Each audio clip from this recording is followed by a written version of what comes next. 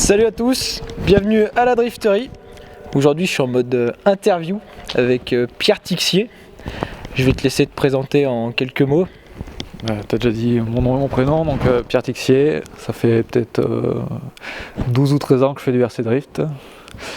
Une bonne dizaine d'années qu'on a lancé le Grip 0 et puis compète de RC Drift du coup. Et puis voilà pour le gros. C'est déjà pas mal. Est-ce que tu faisais un peu de RC avant de faire du RC Drift? Ouais, alors j'ai fait une bonne année de thermique en fait, en piste, avant de découvrir les pneus drift et de finir la thermique en drift, mais sinon ouais, j'ai fait l'année de thermique. Voilà. Ouais. Du coup, j'en profite, il y en a un récemment qui m'a mis un commentaire, pourquoi est-ce qu'on n'utilise pas de RC thermique pour le drift? Donc je te laisse y répondre vu que t'as dû essayer. Ouais, j'ai essayé une époque lointaine donc c'est pas non plus mais en gros le gros problème c'est que tu fais 30 secondes puis ton moteur il est brûlant donc tu peux arrêter. Voilà, sur un grand virage ça va, ça passe, mais tous les petits circuits qu'on a nous c'est impossible quoi. Ça chauffe et puis c'est pas adapté du tout quoi. L'embrayage s'il a envie d'embrayer ça va, mais sinon c'est foutu quoi. Alors, avec quoi tu roules niveau matos en ce moment? Que ce soit en CS, en RWD, qu'est-ce que tu utilises? Du coup j'ai deux châssis oui, même trois en fait. Mais donc du coup j'ai un Delaike RR pour le CS que je me sers, donc il me va plutôt bien. Et puis j'utilise un YD2 de base, un peu modifié maintenant, mais à force pour le RWD. Et j'ai aussi un DIB long qui est tout modifié par contre, qui est pas très compétitif mais qui est cool à rouler en fait. Donc on essaye. Ouais, le DIB je l'avais roulé à Cabaret justement, et ouais j'avais vraiment kiffé, vraiment tripant, puis je l'avais quand même bien roulé en compète. Pas trop, oui, ça va. Niveau carrosserie, t'en as eu plein, est-ce que t'as un modèle préféré? Là tout de suite j'aime bien la 180 Koguchi, que j'aime bien rouler avec. Après c'est un peu dur à dire, mais on va dire en gros ouais, c'est la Koguchi qui aime pas mal. J'aime bien la FC puis la marque de Dioc. En gabarit en gros à rouler quoi, qui est cool. Ok. Plutôt CS ou RWD? Plutôt CS, mais ça devient un peu plus compliqué maintenant, du coup il y a quand même moins de monde qui roule, mais niveau feeling et tout, quand t'as un bon châssis, c'est quand même bien plaisant le CS quoi. Ouais, plutôt d'accord avec ça. J'avoue c'est pas évident de tomber sur le bon compromis quoi. C'est ça ouais, entre avoir un truc compétitif et avoir un truc plaisir voilà, sympa à rouler. Faut aussi les personnes qui aient le même compromis que nous. C'est pas évident, mais c'est vrai que quand on y arrive, c'est vraiment trippant. C'est quand même plaisant. Ouais. Alors, t'as fait pas mal de voyages RC à l'étranger. Un peu partout quand même. Italie, Espagne, on est allé.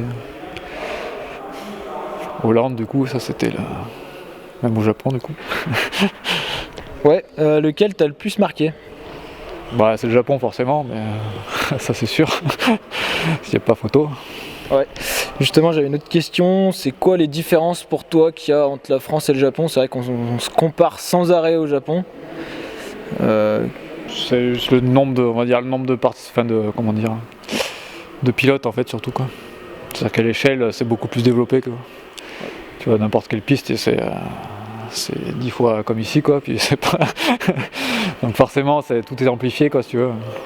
T'as beaucoup plus de chances de tomber sur des voire très bons pilotes, des mecs qui bricolent, tout le reste. Donc t'as beaucoup plus de chances en fait de tomber sur un mec qui va correspondre à ce que toi tu cherches vers ces drifts quoi.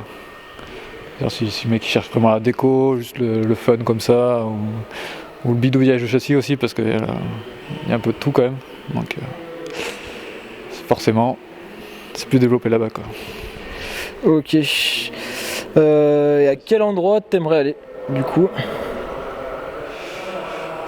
C'est dur à dire, quel endroit? Retourner au Japon déjà. Ouais. Non, après il y a des pays, c'est vrai que comme aller voir un peu ce qui se passe en Thaïlande par exemple, dans tout le sud et tout. Dans des pays comme ça, c'est vrai que ça peut être sympa aussi quoi. Là en fait où il y a une grosse scène du RC quoi. surtout ça quoi. Ok. Parce que c'est, quoi. Ouais, bah, forcément. Pour changer un peu d'air, c'est pas mal aussi. Hein, ça. Ouais, c'est sûr. Comment tu vois le RC Drift dans 5 ans? Bon, alors là, déjà, je savais pas comment je voyais dans 12 quand j'ai commencé, alors dans 5 ans, je sais pas quoi. Bon, j'espère que ça va continuer encore.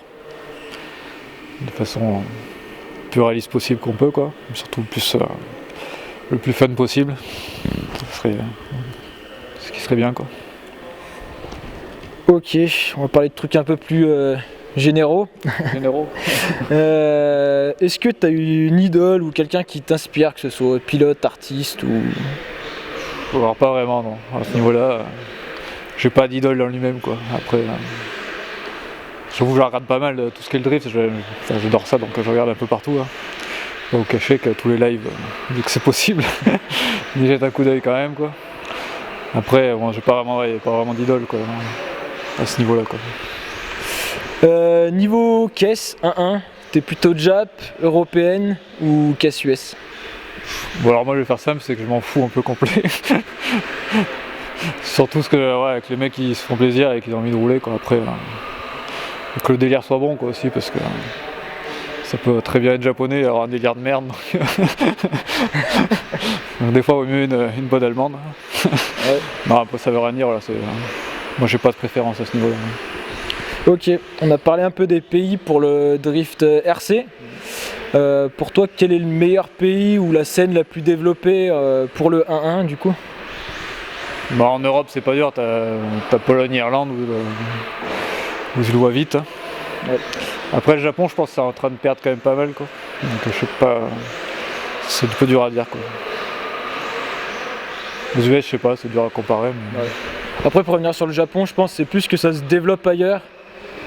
Et ils cherchent à se développer, je pense, au Japon. Du coup, ils partent pas forcément dans une direction qui plaît. C'est peut-être moins le développé que enfin, le visuel qu'on avait à une époque, quoi.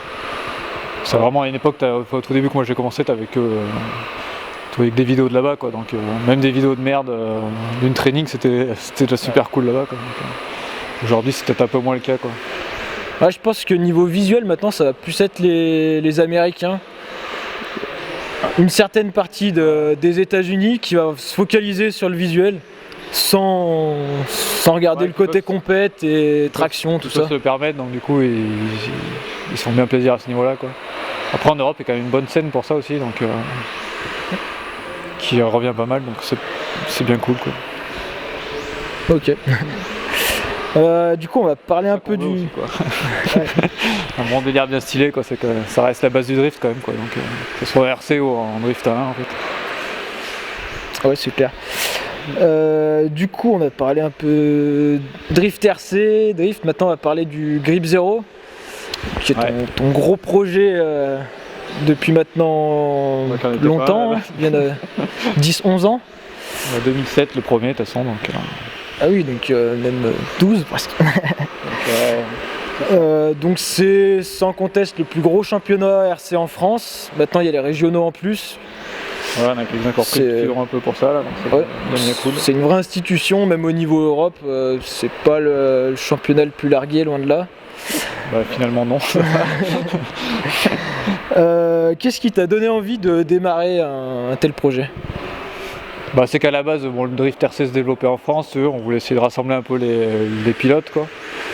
Et c'est vrai qu'une compète, ça reste un bon moyen de rassembler des pilotes, mine de rien, quoi.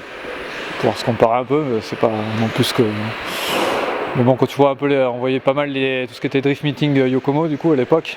C'était vraiment le truc où tu avais un visuel, vidéo, des retours. Donc ça donnait un peu envie de faire la même chose ici, quoi. Donc on a essayé, puis ça a plutôt bien pris la première fois, donc on a essayé de faire perdurer la chose. D'accord. Du coup, qu'est-ce qui est prévu pour le Grip Zero cette année? On va essayer de faire un peu comme l'année dernière, hein, donc même quasiment comme l'année dernière, si ça peut, ça serait pas mal, c'est même placé et tout, donc on va essayer 4 manches dans l'année pour regrouper un peu tout ça, voir comment ça se développe, si tout le monde suit encore le jeu, et puis ça fait plaisir, et que le meilleur l'emporte. Voilà, il y a des projets prévus pour le futur ou... Non, pour l'instant, le futur c'est cette année, déjà on va voir ce que ça donne, et puis garder la bonne recette qui marche bien, quoi. Ouais, voilà, on va essayer si tout le monde ramène sa bonne humeur et tout, et puis que ça continue à durer un peu comme ça là. L'entraide et tout, c'est bien cool, donc on va essayer de continuer comme ça. Hein.